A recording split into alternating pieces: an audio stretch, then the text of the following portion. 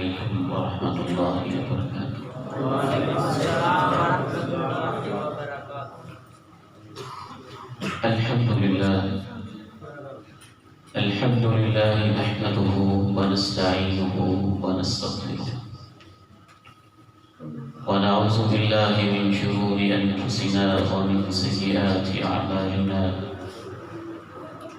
نعوذ باللہ من شرور انفسنا ومن سیئات اعمالنا اشهد ان لا اله الا الله وحده لا شريك له واشهد ان محمدا عبده ورسوله صلى الله عليه وعلى آله وصحبه وسلم۔ رب اشرح لي صدري ويسر لي أمري واحلل عقدة من لساني يفقهوا قولي، اللهم انفعني بما علمتني وعلمني ما ينفعني وزدني علما، أما بعد فأعوذ بالله السميع العليم من الشيطان الرجيم من همزه ونفخه ونفثه، بسم الله الرحمن الرحيم، وتوبوا إلى الله جميعا أيها المؤمنون لعلكم تفلحون۔ وقال عز من قائل سبحانه وتعالى وأنيبوا إلى ربكم وأسلموا له من قبل أن يأتيكم العذاب ثم لا تنصرون۔ وقال عز من قائل سبحانه وتعالى فقلت استغفروا ربكم إنه كان غفارا يرسل السماء عليكم مدرارا۔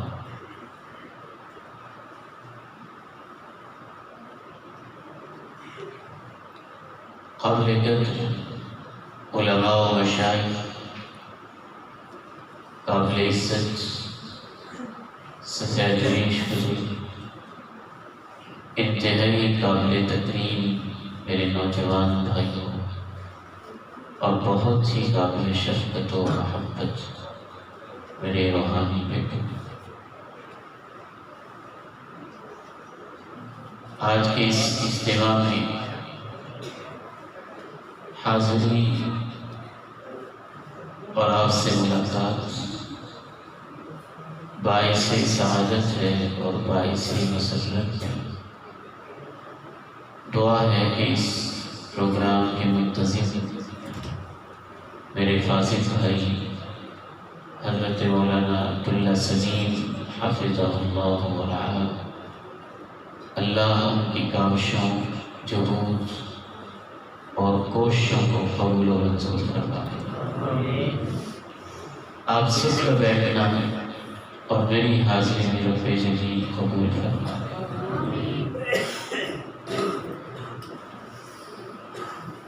رسول اللہ صلی اللہ علیہ وسلم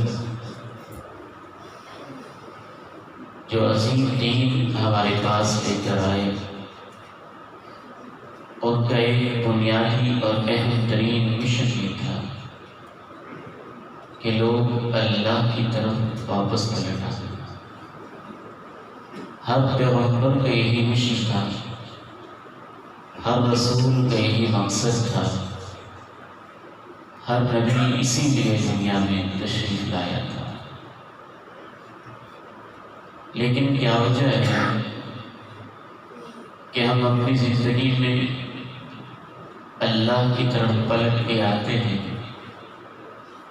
پھر واپس لوٹ جاتے ہیں، گناہوں کو چھوڑنا چاہتے ہیں، لیکن وہ ہیں کہ ہماری جان نہیں چھوڑتے، جرائم سے کنارہ کشی کرنا چاہتے ہیں، لیکن پھر انہیں کے اندر الجھ جاتے ہیں، خطاؤں سے توبہ کرتے ہیں، پھر اسی وادی میں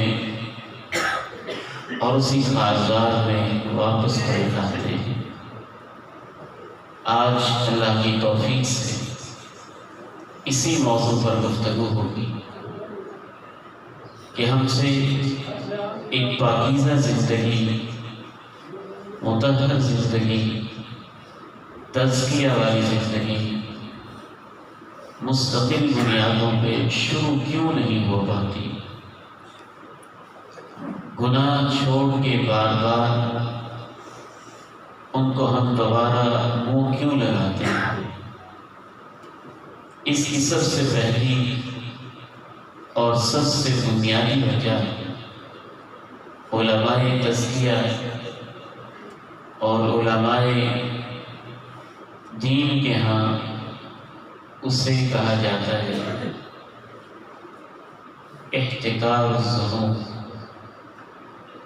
گناہوں کو حقیر سمجھنا، یہ سمجھنا کہ مجھ سے چھوٹی سی تو ایک غلطی ہوئی ہے، اس سے کیا قیامت ٹوٹ پڑے گی۔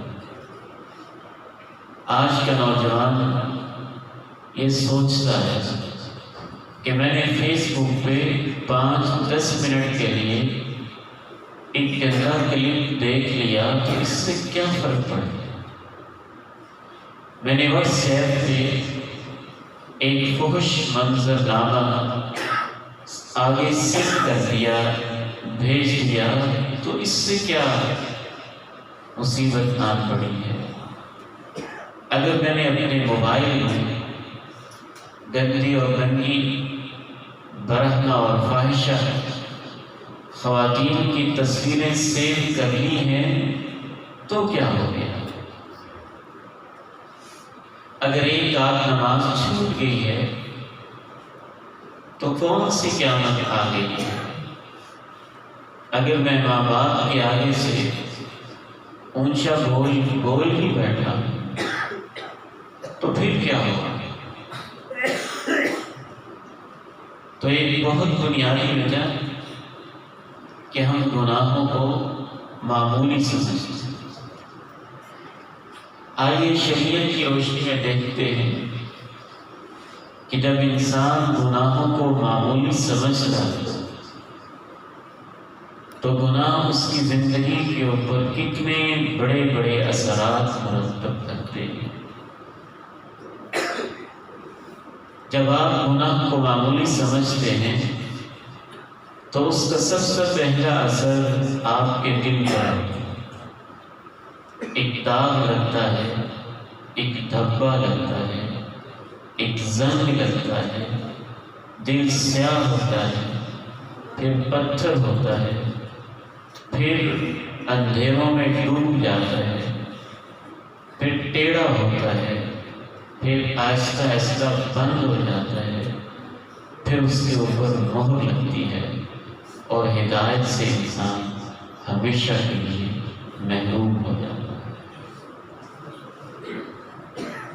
کَلَّا بَلْ رَانَ عَلَىٰ قُلُوبِهِم مَّا كَانُوا يَكْسِبُونَ كَلَّا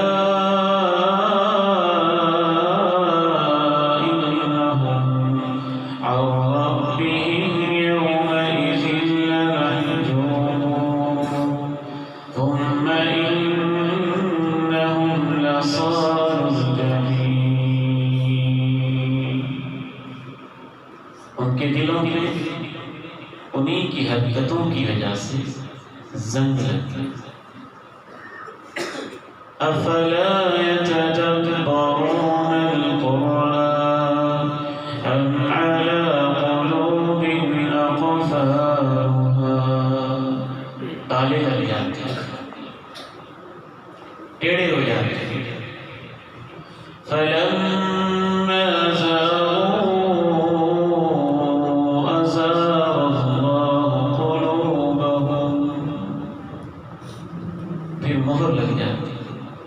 ختم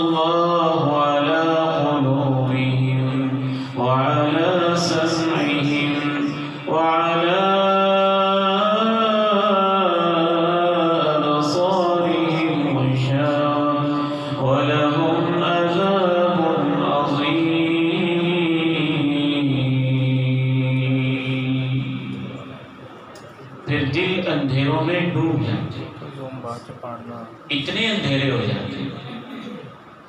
اگر ان روشنیوں کو بند کر دیا جائے اور گپ اندھیرے اور تاریکیوں کے اندر ہم ڈوب جائیں، حتیٰ کہ مجھے اپنا ہاتھ بھی دکھائی نہ دے، اپنے ہاتھ کی بھی پہچان نہ ہو، دل اتنے اندھیروں میں ڈوبتے ہیں اور پھر دل اندھے ہو جاتے ہیں۔ أَوْ كَظُلُمَاتٍ فِي بَحْرٍ لُجِّيٍّ يَغْشَاهُ مَوْجٌ مِّن فَوْقِهِ مَوْجٌ مِّن فَوْقِهِ سَحَابٌ ظُلُمَاتٌ بَعْضُهَا فَوْقَ بَعْضٍ إِذَا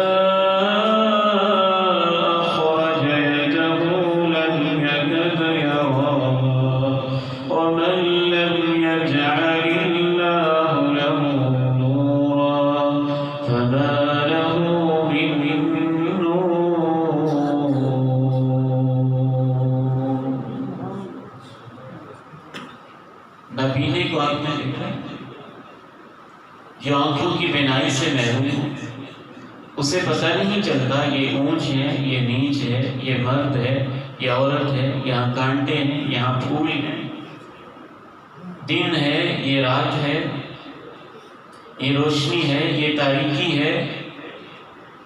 اللہ کا قرآن کہتا ہے جو آنکھوں سے نابینا ہے، اصل اندھا وہ نہیں ہوتا، اصل اندھا وہ ہوتا ہے جو دل کا نابینا ہے۔ فَإِنَّهَا لَا تَعْمَى الْأَبْصَارُ وَلَكِنْ تَعْمَى الْقُلُوبُ الَّتِي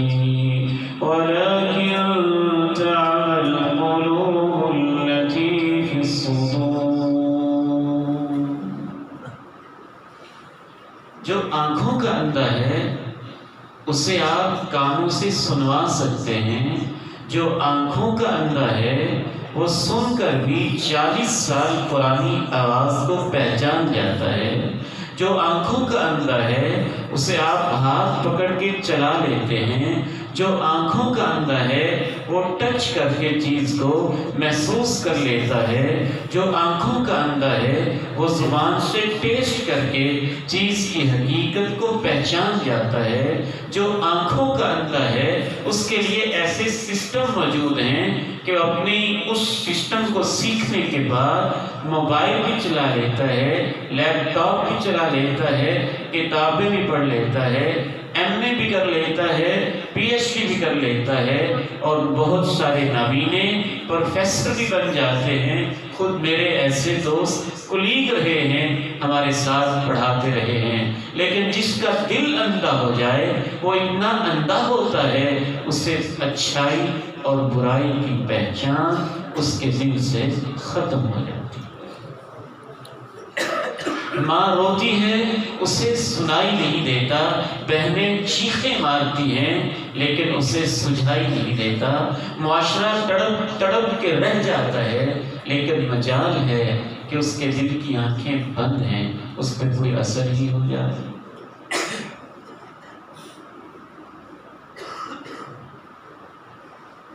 تو گناہ کو معمولی نہ سمجھیے۔ رسول اللہ صلی اللہ علیہ وسلم ارشاد فرماتے ہیں إِيَّاكُمْ وَمُحَقَّرَاتِ الذُّنُوبِ فَإِنَّهُنَّ يَجْتَمِعْنَ عَلَى الرَّجُلِ حَتَّى يُهْلِكْنَ ثُمَّ ضَرَبَ لَهُنَّ مَثَلًا كَمَثَلِ قَوْمٍ نَزَلُوا بِأَرْضٍ فَجَاءَ هَذَا بِعُودٍ وَهَذَا بِعُودٍ حَتَّى أَجَّجُوا نَارًا أو كما قال علیہ الصلاۃ والسلام۔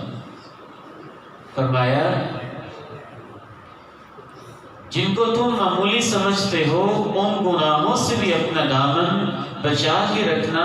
یہ چھوٹے چھوٹے گناہ بھی جمع ہوتے ہوتے انسان کو تباہ کر دیتے ہیں۔ پھر آپ نے مثال بیان کی، ایک صحرا میں کچھ لوگوں نے پڑاؤ ڈالا، ایک شخص ایک تنکا لے آیا، دوسرا شخص ایک شاخ لے آیا، تیسرا انسان ایک ٹہنی لے آیا، چوتھا فرد ایک پتا لے آیا، پانچواں اس معاشرے کا، اس پڑاؤ ڈالنے والے جماعت اور گروہ کا جو ممبر تھا وہ کوئی اور چھوٹی سی شاخ لے آیا، برانچ لے آیا۔ یہ تنکے، یہ شاخیں، یہ پتے، یہ ٹہنیاں، یہ چھوٹی چھوٹی چیزیں جمع ہوئیں، حتیٰ کہ ان چھوٹی چھوٹی چیزوں کا ایک ڈھیر لگ گیا اور اس سے آگ کا الاؤ بھڑک اٹھا۔ فرمایا کہ گناہ ایسے ہی ہوتے ہیں، چھوٹے چھوٹے جمع ہوتے ہیں، جمع ہوتے ہیں، جمع ہوتے ہیں۔ آپ کا مطلب کیا کہ اسی سے جہنم کی آگ بھڑک اٹھتی ہے۔ رسول اللہ صلی اللہ علیہ وسلم نے ارشاد فرمایا کہ بندہ مومن جب اس سے گناہ ہو جاتا ہے تو یوں محسوس کرتا ہے میں ایک پہاڑ کے نیچے ہوں، پہاڑ ابھی گرا کہ ابھی گرا اور میں اس کے نیچے پسیج پسیج کے ٹکڑے ٹکڑے ریزہ ریزہ ہو کے بکھر جاؤں گا۔ منافق سمجھتا ہے گناہ کی کیا بات ہے، ایک مکھی تھی ناک پہ بیٹھی، میں نے اڑا دیا۔ ایک اور بات اس حوالے سے عرض کر کے دوسرے پوائنٹ کی طرف میں بڑھوں گا، اور یہ بہت سمجھنے والی بات ہے۔ میرے بیٹوں، میں آپ سے کہنا چاہتا ہوں، اور بھائیوں میں آپ سے کہنا چاہتا ہوں، گناہ اصل مسئلہ ہی نہیں ہے۔ اصل مسئلہ ہے کہ گناہ کے بعد آپ کے دل کی کیفیت کیا ہے۔ اگر گناہ ہو جانے کے بعد آپ کے دل پہ اثر ہی کوئی نہیں، اگر گناہ ہو جانے کے بعد آپ حجتیں کرتے ہیں، اگر گناہ کرنے کے بعد آپ لیم ایکسکیوزز پیش کرتے ہیں، جھوٹے بہانے اور اپنے نفس کے عذر تراش تراش کے پیش کرتے ہیں، اگر گناہ ہو جانے کے بعد آپ اس کو جسٹیفائی کرتے ہیں اور آپ اس کی تعویلیں کرتے ہیں، اس کے جواز فراہم کرتے ہیں، تو آپ سمجھ لیں کہ دل پتھر ہو چکا۔ بعض دفعہ گناہ چھوٹا ہوتا ہے، لیکن اس کے بعد جو یہ بدلا جاتا ہے نا، یہ کیا بات ہے، کیا ہو گیا، میں نے بڑا جرم کر دیا، میں نے کیا کیا، یہ اس کے بول اس چھوٹے سے گناہ کو پہاڑوں سے بھی بڑا کر دیتے ہیں۔ اور بعض دفعہ گناہ بہت بڑا ہوتا ہے، پہاڑوں جیسا ہوتا ہے، بہت بڑا ہوتا ہے، لیکن اس کے بعد اگر انسان کا دل ٹوٹا ٹوٹا سا، بکھرا بکھرا سا، آنکھیں بھیگی بھیگی ہوئی اور اس کا لہجہ نرم نرم، گداز گداز، اور اس کی زبان پہ معافی اور استغفار کے الفاظ، اور اس کے اندر عاجزی، انکساری، ندامت، پشیمانی، یہ چیزیں اگر پیدا ہو جائیں، خوب توجہ سے سن لیجئے، وہ بہت بڑا گناہ بجائے اس کے کہ انسان کو اللہ سے دور کرے، اس بڑے سارے گناہ کے بعد یہ کیفیتیں انسان کو اللہ کے اور قریب کر دیتی۔ امام ابن قیم الجوزیہ رحمہ اللہ تعالی لکھتے ہیں کہ بعض دفعہ بڑے بڑے گناہ اور اس کے بعد دل میں ندامت کا احساس انسان کو اللہ کے اتنا قریب کرتا ہے کہ اگر اس سے وہ گناہ نہ ہوا ہوتا تو کبھی بھی اللہ کے اتنے قریب نہ پہنچا ہوتا۔ جناب ماعز رضی اللہ عنہ وارضاہ کبیرہ گناہ ہو جاتا اور اللہ کے پیارے نبی علیہ السلام اس پر یہ تبصرہ کرتے طہرنی، وہ عرض کر رہے پاک کیجئے، جانتا ہے پتھر برسیں گے، جانتا ہے گڑھا کھودا جائے گا، جانتا ہے لہو لہان ہوگا، جانتا ہے جسم کے ریشے ریشے کے اندر دردیں اٹھیں گی، ٹیسیں اٹھیں گی، چیخیں نکل جائیں گی، جانتا ہے سب کچھ ہو جائے گا۔ یہ جاننے کے باوجود اتنا ندامت کا مارا کہتا ہے مجھے پاک کیجئے۔ اس صحابی رسول کے اوپر ایک اور صحابی جب تبصرہ کرتا ہے تو اللہ کے پیارے نبی کہتے ہیں خاموش ہو جاؤ، ماعز نے ایسی توبہ کی ہے، ماعز کی ایک توبہ پوری امت میں تقسیم کی جائے تو ماعز کی ایک توبہ سے پوری امت بھی معاف ہو جائے گی۔ صحابی کو بولنے کی اجازت نہیں دی جاتی، حالانکہ اس صحابی سے کبیرہ گناہ ہو گیا ہے، تو صحابی پر 21ویں صدی کے ایک کالے انسان کو اور کالے دل والے کو بولنے کی اجازت کیسے ہو سکتی ہے؟ اس صحابی پر بولنے کی اجازت نہیں جس سے کبیرہ گناہ ہو گیا، اس صحابی کو پر بھی بولنے کی اجازت نہیں جس پہ حد نافذ کی گئی، اس صحابی پر ایک صحابی کو بھی بولنے کی اجازت نہیں جس نے خود اس کبیرہ گناہ کا بڑی محفل میں آ کے اقرار و اعتراف کیا۔ تو ان نسلوں میں جن میں صحابی کا کبیرہ گناہ ہونا بھی ثابت نہیں، وہ آپس کے جزوی معمولی مشاجرات ہیں، اجتہادی مسائل ہیں، ایک کے لیے 11 ثواب، دوسرے کے لیے 2 ثواب، ان مسئلوں پر کسی کو زبان کھولنے کی اجازت کیسے دی جا سکتی ہے؟ صحابی پر عدالت لگانے اور اس پر مقدمہ قائم کر کے اپنے کٹہرے میں کھڑے کرنے کی تو پیغمبر نے اجازت نہیں دی۔ 21ویں صدی کا آج کوئی بد نصیب انسان کبھی کسی صحابی کو مجرم قرار دے، کبھی کسی کو تو اسے اپنی آخرت کی فکر کرنی چاہیے۔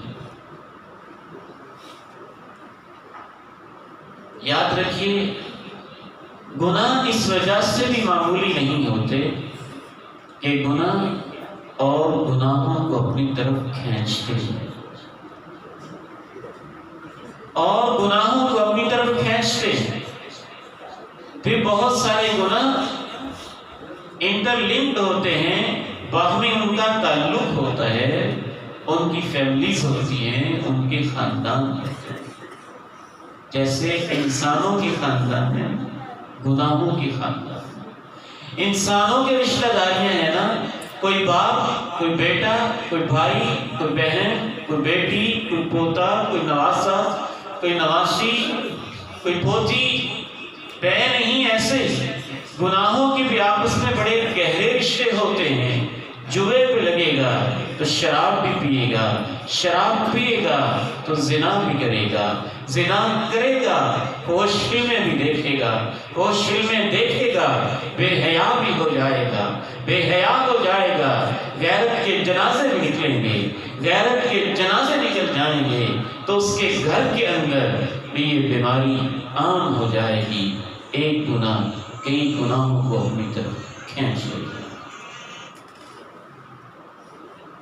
آپ درس قرآن میں شرکت کے لیے تشریف لائے، اس ایک نیکی نے آپ سے ڈھیروں ساری نیکیاں کروا دی، کیونکہ اس نیکی کے رشتے ہی ایسے تھے۔ آپ نے اس کے لیے وضو کیا، آپ نے نماز پڑھی، سنتیں ادا کی، تلاوتیں سنی، نظمیں سنی، حمد سنی، نعت سنی، ان نورانی چہروں کی، علماء کی زیارت کی، ان سے ملاقات ہوئی، مسجد میں بیٹھے، اس ایک نیکی نے اتنی ساری نیکیاں اپنے ساتھ کھینچ لی۔ تو پہلی وجہ اللہ کی طرف نہ پلٹنے کی، توبہ پر برقرار نہ رہنے کی یا توبہ نہ کرنے کی، احتقار الذنوب، گناہوں کو حقیر سمجھنا اور ان کو معمولی سمجھنا۔ یاد رکھیے گناہ معمولی نہیں ہوتے، انسان سے جب گناہ ہو جاتا ہے یہ ایک مستقل موضوع ہے، اس کے اوپر 1 گھنٹے کا الحمدللہ میرا لیکچر موجود ہے، کبھی آپ اسے سنیں انٹرنیٹ سے ڈاؤن لوڈ کر کے۔ گناہوں کے اثرات، اس کا خلاصہ عرض کر کے بات کو آگے بڑھاتا ہوں۔ گناہ اتنے گہرے اثر کرتے ہیں، دل پہ اثر کرتے ہیں، وجود پہ اثر کرتے ہیں، زمین پہ اثر کرتے ہیں، آسمان پہ اثر کرتے ہیں، دریاؤں پہ اثر کرتے ہیں، پتوں پہ اثر کرتے ہیں، درختوں کے پتوں پہ اثر کرتے ہیں، ریت کے ذروں پہ اثر کرتے ہیں، معیشت پہ اثر کرتے ہیں، معاشرت پہ اثر کرتے ہیں، سیاست پہ اثر کرتے ہیں، IR پہ اثر کرتے ہیں، انٹرنیشنل ریلیشنز پہ اثر کرتے ہیں، بین الاقوامی تعلقات پہ اثر کرتے ہیں۔ پیغمبر نے یہ سب کچھ دین کے اندر بتا دیا ہے۔ قوم لوط کو اگر برباد کیا جاتا ہے، پتھر برستے ہیں تو گناہوں کی وجہ سے، قوم عاد، قوم سمود کو چیخ چنگھاڑ زلزلوں کے ذریعے برباد کیا جاتا ہے تو گناہوں کی وجہ سے، قوم نوح پہ سمندر بکھر پڑتے ہیں تو گناہوں کی وجہ سے۔ دنیا میں جو کچھ بھی ہوتا ہے اس کے پیچھے ایک بنیادی وجہ انسانوں کے گناہ ہوتے ہیں۔ ظہر الفساد فی البر والبحر بما کسبت ایدی الناس لیذیقہم بعض الذی عملوا لعلہم یرجعون۔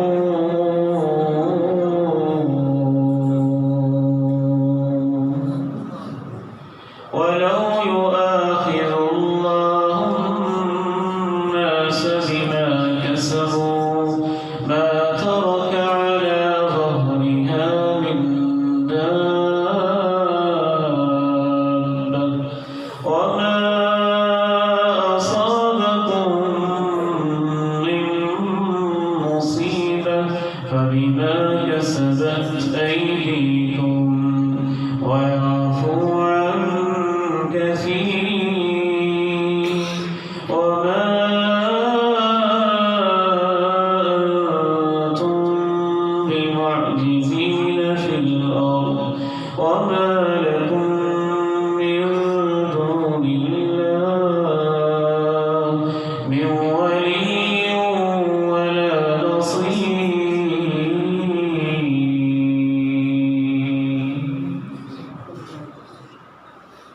دوسری بنیادی وجہ اللہ تعالیٰ کی طرف نہ پلٹنے کی، اس سے ائمہ تزکیہ اور ائمہ دین کی اصطلاح میں تصویف کہتے ہیں۔ تصویف کا معنی ہوتا ہے چھوڑ دوں گا نا، کوئی بات نہیں، ابھی تو جوانی ہے، ابھی سے اتنا نیک بن جاؤں، بڑی عمر پڑی ہے، چھوڑ ہی دوں گا۔ پھر اس کے بھی مختلف طریقے ہیں۔ شیطان بہت ظالم ہے، وہ ہماری نفسیات کو پڑھ کے ہمارے اوپر حملہ کرتا ہے۔ کوئی کہتا ہے کل چھوڑ دوں گا، کبھی کہتا ہے آئندہ ہفتے چھوڑوں گا، کبھی کہتا ہے آئندہ ماہ چھوڑوں گا، کبھی کہتا ہے اگلے سال چھوڑوں گا، کبھی کہتا ہے جوانی میں چھوڑوں گا، کبھی کہتا ہے ادھیڑ عمر میں چھوڑوں گا، کبھی کہتا ہے بڑھاپے میں چھوڑوں گا، کسی کو لگاتا ہے ریٹائرمنٹ کے بعد چھوڑوں گا، کسی سے آ کے کہتا ہے ابھی میں یہ نہیں کر سکتا، شادی کے بعد چھوڑ دوں گا، ابھی تو میرا مکان رہتا ہے، تھوڑی سی کرپشن میں نے کرنی ہے، جب میرا مکان بن جائے گا نا پھر میں رشوت چھوڑ دوں گا۔ کبھی کسی سے کہتا ہے میں نے حج پہ جانا ہے، پہلے داڑھی نہیں رکھوں گا، حج پہ رکھوں گا پھر میں ہمیشہ کے لیے رکھ لوں گا۔ کسی سے کہتا ہے میں نے عمرے پہ جانا ہے، عمرے سے واپس آ کے میں سچی توبہ کر لوں گا، بس یہ ایک رشتے کا مسئلہ ہے، یہ ذرا طے ہو جائے پھر میں سچی توبہ کر لوں گا۔ اسے کہتے ہیں تصویف۔ تصویر سوف افعل، کر لوں گا، کر لوں گا. وہ لٹکاتا رہتا ہے، لٹکاتا رہتا ہے، لٹکاتا رہتا ہے، پینڈنگ کرتا ہے، اسے مؤخر کرتا رہتا ہے اور مارز انتوا میں مسلسل ڈالتا رہتا ہے. اس کی کیا وجہ ہوتی ہے؟ اس کی وجہ لمبی امیدیں ہوتی ہیں، طول الامل، لمبی امیدیں. اور شیطان فریب دیتا ہے، وہ دھوکے میں ڈال کے یا ایھا الناس ان وعد اللہ حق فلا تغرنکم الحیاۃ الدنیا ولا